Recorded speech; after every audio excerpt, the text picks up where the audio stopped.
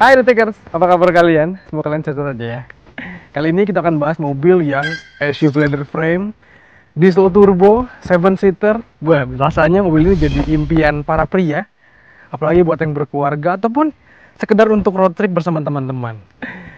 Yes, kali ini kita akan bahas mobil yang habitatnya sebenarnya di tambang, di plant atau di kawasan para pekerja keras gitu ya. Ini adalah mobil terbaru dari Isuzu, tapi bukan Panther. Ini adalah all new Isuzu Mu-X.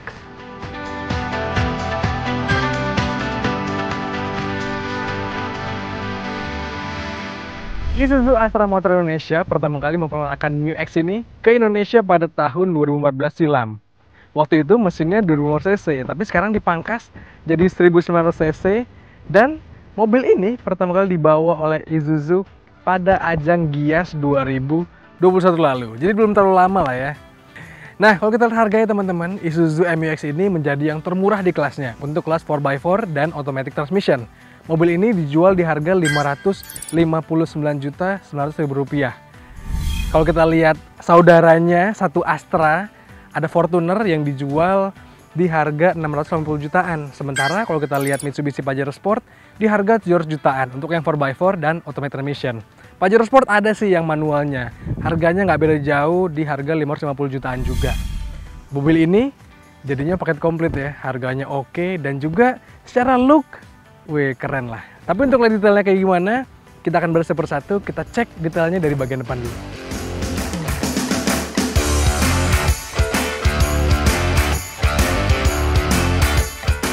Secara tampilan, kalau dari depan, all new MU-X ini tampak lebih berwibawa, lebih maco dibandingkan generasi sebelumnya teman-teman.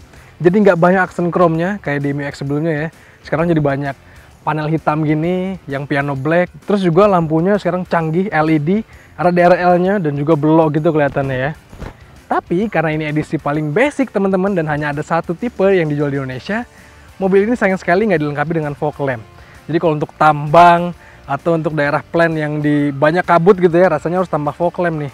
Di bawah sini ada housingnya sih. Dari depan tampilannya maco banget. Dan yang gue suka dari MU-X ini tampilannya adalah ini nggak pasaran di jalanan. Kalau kita lihat Fortuner atau Pajero Sport udah mulai banyak banget di jalanan. Sementara MU-X ini ya masih sepi-sepi. Jadi tampilannya oke lah. Nah kalau dari samping kelihatan banget siluetnya khas SUV leather frame, gagah gitu ya teman-teman. Dan yang paling gue suka dari mobil ini adalah mobil ini kayak udah diganti nih sama Isuzu. Ini bukan ban standarnya. Dia udah pakai ban MT dari GT Radial. Ban standarnya adalah ban untuk aspal teman-teman yang ukurannya 255 profil 65. Kalau ini udah dirubah jadi kaki-kakinya tampak lebih berotot ya. Dari samping juga teman-teman dimensinya ini sebenarnya nggak jauh beda dibandingkan Fortuner ataupun Pajero Sport dalam versi standar. Selisihnya mobil ini tuh panjangnya lebih panjang 2,5 cm dibandingkan Pajero Sport dan lebarnya lebih panjang sekitar 1,5 cm dibandingkan Fortuner. Sedangkan tingginya, nih kalau nggak ada aksesoris kayak gini nih, tingginya itu lebih pendek sekitar 2 cm dibandingkan Pajero Sport ataupun Fortuner. Jadi kalau kalian nggak kebayang bentuknya kayak gimana, kayak yang tadi gue bilang tuh, ya kurang lebih mirip-mirip dengan Fortuner ataupun Pajero Sport. Nah dari samping juga yang kelihatan secara desain yang sedikit menurut gue agak kurang gitu ya teman-teman, mobil ini tuh nggak dilengkapi dengan wheel arch molding atau fender. Jadi kalau mobil SUV, mobil tangguh gitu ya, biasa ke jalan-jalan yang jelek, rasanya harus dilengkapi dengan fender gitu ya supaya bodinya nggak gampang baret. Dari samping sih kelihatannya polos aja. Apalagi yang kurang juga mobil ini nggak ada footstep-nya teman-teman. Jadi kalau kita buka pintu mau naik ke atas yang lumayan tinggi, rasanya udah agak sulit. Nah kalau dari belakang teman-teman, desainnya ini agak mirip-mirip sama SUV banyak ya teman-teman ya. Desainnya kalau menurut gue sih kalau Isuzu dilangin agak mirip sama siluetnya EcoSport nih, Ford. Kalau menurut kalian desainnya mirip apa nih? Tapi dari belakang, ini tampilannya teman-teman, ada spoiler kecil di belakang sini. Dan ini di bawah ada aksesoris tambahan yang dipasang Isuzu. Jadi kalau kita mau towing, mobil-mobil di belakang, mau narik, gampang banget. Apalagi karena ini leather frame, jadi mau kalian bawa anhang atau mau bawa banyak barang di belakang sini pun, pastinya kuat banget. Nah dari belakang sini, LED teman-teman rata-rata kecuali lampu sennya. Terus juga di sini dilengkapi juga dengan sensor parkir dan juga kamera mundur. Jadi walaupun dimensinya besar gini teman-teman, jadi untuk mobilitas atau selap-selip di parkiran rasanya masih oke. Lanjut kita cek bagasinya. Sayang sekali ya mobil ini belum dilengkapi dengan power tailgate, jadi masih buka manual. Dan mobil ini kalau nggak dibuka 7-seaternya, bagasinya jadi lega banget dan rata lantai ya teman-teman. Mau bawa apa aja kayaknya masuk di sini nih. Tapi kalau kita buka bangkunya untuk 7-seater, jadi space bagasinya bisa sedikit nih, dan di bawah sini ini ada kompartemen tambahan tertutup yang bisa buat nyimpen macam-macam. Secara umum untuk kepraktisan mobil ini rasanya oke lah. Secara desain pun oke. Tapi sekarang kita tes gimana akomodasinya, kita tes duduk di bangku baris ketiganya.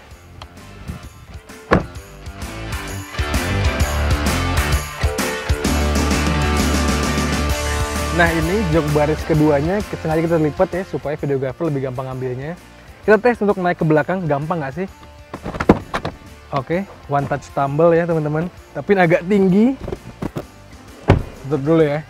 Wah lega banget ternyata teman-teman. Kalau joknya dilipat nih, kalau joknya kita tutup, nih sisa ruang kaki gua ternyata space-nya masih lumayan banyak lah ya, 4 jari. Dengan catatan jok baris keduanya segini nih rebahnya. Kalau dia lebih ngerebah lagi sih, ya segini bisa lah, masih tersisa 1 jari. Tapi untuk gua yang tinggi 175 cm dan badan gua lumayan gambot, duduk di belakang sini lumayan nyaman teman-teman. Ada headrest, seat belt, cup holder lengkap. Rasanya oke lah kalau buat sekedar jalan-jalan di plain, di tambang gitu ya, duduk belakang.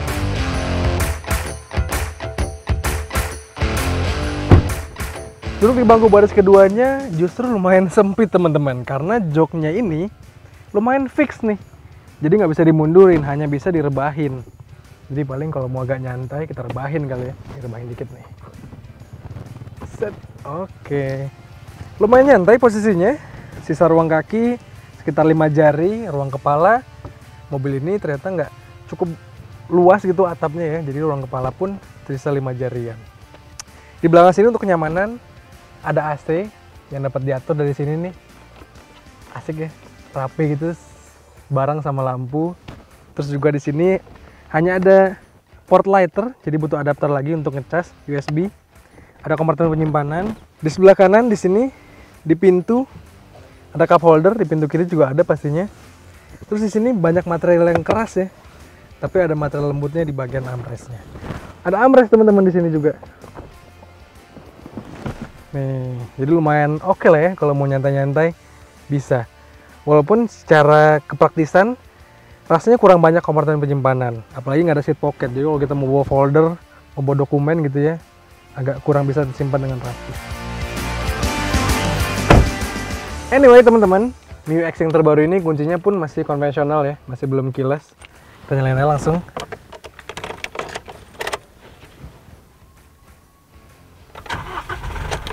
Nah, kita nyalain ya. Langsung kedengeran ya suara mesin dieselnya. Tapi nanti kita bahas mesinnya. Sekarang kita lihat dulu ada apa aja di kokpitnya nih. Pertama dari posisi duduk gue, sayang sekali posisi duduknya hanya bisa maju mundur dan juga rebah nih teman-teman. Jadi untuk naik turun joknya masih belum ada. Tapi untuk keergonomisan, setirnya dilengkapi dengan tilt dan juga teleskopik. Nah di depan gua yang langsung terlihat adalah ada 2 buah dial teman-teman. Yang sebelah kanan speedometer, sebelah kiri tachometer, dan di tengah ada layar kecil petunjuk informasi yang lumayan lengkap di situ. Ada average fuel consumption juga, ada trip meter, dan ada petunjuk 4x4-nya. Lumayan asik ya. Terus setirnya kayak gini teman-teman. Sayang sekali ya di sini nggak ada tombol-tombol, nggak ada cruise control, nggak ada juga pengatur untuk audionya. Tapi di tengah sini head unitnya lumayan gampang diraih, jadi nggak perlu tombol-tombol lah ya. Ini ada layar touchscreen, ada Apple CarPlay, Android Auto juga lengkap.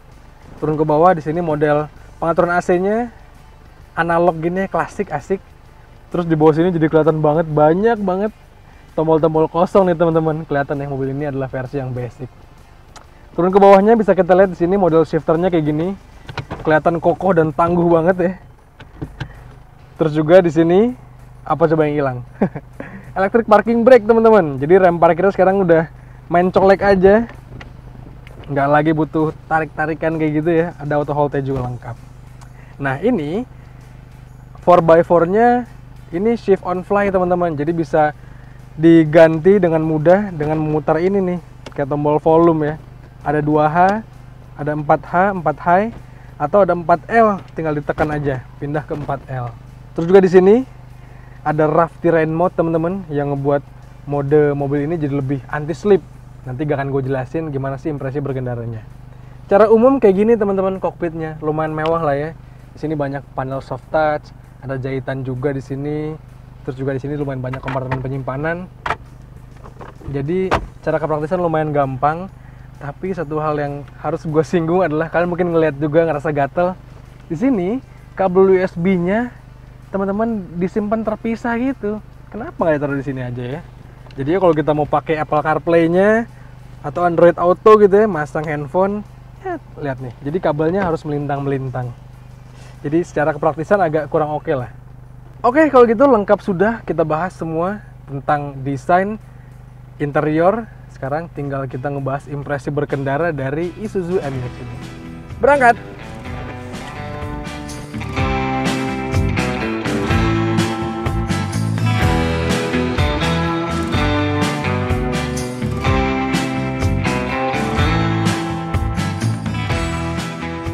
Nah teman-teman, kali ini kita jalan-jalan pakai Isuzu MU-X yang generasi terbaru. Dengan mesin barunya ini, gue akan ceritain gimana sih karakter berkendaranya. Mesinnya dipangkas dari 2000 cc ke 1900 cc. Mesinnya masih tetap sama, diesel, common rail, turbocharged juga teman-teman. Walaupun kalau kita lihat figur tenaganya sama torsinya memang gak sebuah rival-rival di kelasnya ya. Torsinya hanya 350 Nm dan berarti nggak sebuah rival-rivalnya yang udah rata-rata di atas 400 Nm. Tapi menurut gue figur tenaga dan juga torsi yang segitu terasa cukup-cukup aja, apalagi untuk berkendara harian ataupun kalau kita berkendara di plan gitu ya, di daerah tambang, di daerah operasional, rasanya tenaga segini tuh lumayan oke lah, lumayan baik. Nah, karakter tenaganya khas banget mobil-mobil dengan turbo gitu ya, tenaganya lumayan fluktuatif, naik turun, nonjok banget di tarikan tertentu, tapi juga di satu sisi lumayan linear juga di tarikan bawahnya, jadi nggak bikin kita terasa torky banget. Jadi mesin yang besarnya cuma 1900 cc ini rasanya cukup all round, cukup nyaman dipakai harian, dan cukup baik performanya.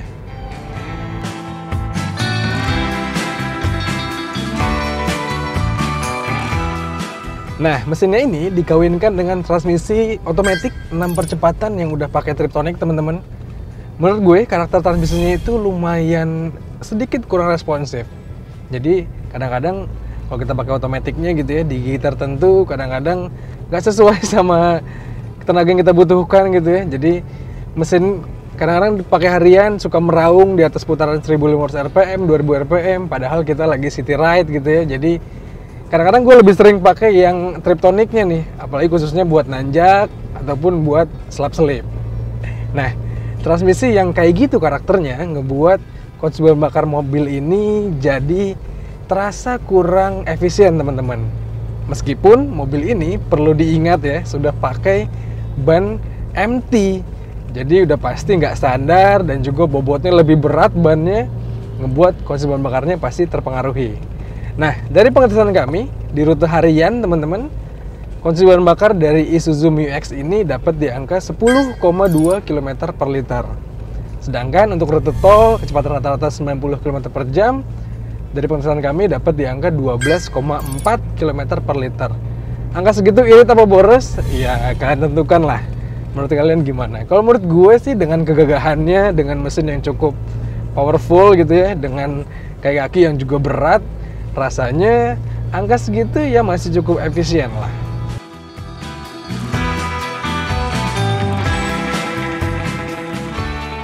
Lanjut teman-teman, kita bahas handlingnya ya. Nah, dari pengetesan gue, memang mobil ini khasnya mobil-mobil leather frame gitu ya. Steeringnya nggak sedirect mobil-mobil yang monocoque pastinya ya. Tapi meski demikian, steering mobil ini masih tetap menyenangkan. Walaupun dia udah pakai ban MT yang besar juga, rasa setirnya masih cukup oke. Walaupun jadi agak lebih berat dikit ya. Tapi rasanya handlingnya dengan bobot yang seberat ini, dengan dimensi yang juga nggak kecil, rasanya masih cukup agile. Gue pakai slap-slip pun masih pede, apalagi dengan radius putar yang lumayan luas gitu ya. Ngebuat kita pakai mobil ini rasanya nggak nakutin nih, nggak intimidatif. Dipakainya di perkotaan masih oke, dipakai di tambang apalagi yang jalannya kosong gitu ya, masih menyenangkan juga pastinya. Jadi untuk handling termasuk yang all round nih.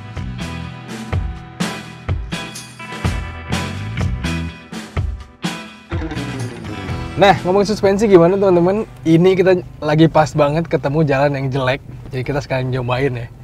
Suspensinya, wow, ini salah satu yang cukup oke di kelasnya.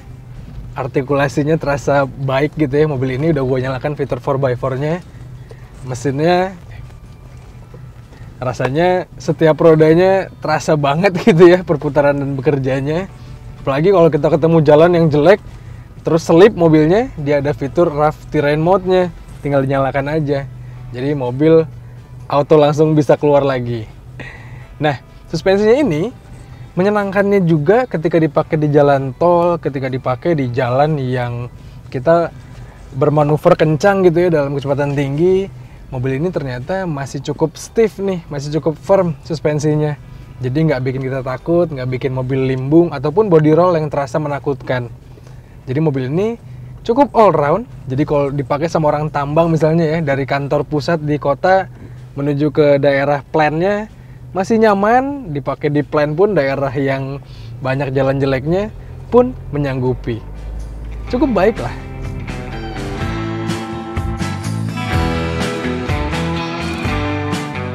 Nah, terakhir teman-teman, sebelum kita nutup video ini, kita ngomongin fiturnya dulu. Memang Isuzu MU-X ini yang tadi gue bilang lumayan basic tipenya ya. Jadi untuk urusan fitur mungkin nggak mewah nih, atau nggak banyak fitur yang dimasukkan oleh Isuzu ke mobil ini. Contohnya, di area konsol sini aja banyak masih tombol-tombol kosong gitu ya, yang tadi gue bilang. Jadi rasanya agak gatel gitu pengen nambahin banyak fitur. Tapi fitur-fitur yang ada di sini pun sangat-sangat berguna untuk keseharian kita. Fitur keselamatan lumayan lengkap, ABS, EBD brake assist ada, kamera mundurnya ada yang tadi gue bilang, sensor parkirnya ada, fitur hiburannya pun lumayan lengkap. Meski demikian, memang kalau kita sandingkan mobil ini dengan mobil-mobil lain di kelasnya, terasa fiturnya lumayan jauh timpang. Tapi setiap mobil punya kelebihan dan kurang masing-masing. Dan Isuzu MU-X ini salah satu kelebihannya memang di performanya.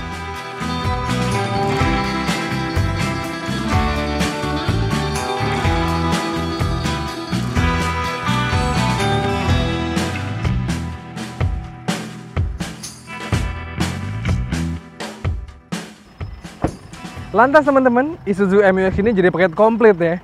Selain desainnya keren, handling suspensinya jempolan, mesin dan fiturnya pun terasa cukup. Nggak heran mobil ini banyak dibeli sama fleet, tapi dipakai untuk orang umum pun dipakai harian, rasanya oke-oke aja. Menurut kalian gimana teman-teman? Kira-kira pendapat kalian apa soal Isuzu MU-X ini? Coba kalian sampaikan di kolom komentar di video kali ini. Dan seperti biasa, jangan lupa untuk main-main ke kami di Detik Auto untuk baca ulasan lebih lengkapnya. Dan juga tonton video dari kami di kanal 20 Detik dan tonton di kanal YouTube Detik Auto. Kalau gitu teman-teman, sekian aja. Gua Pis pamit, stay safe dan bye-bye.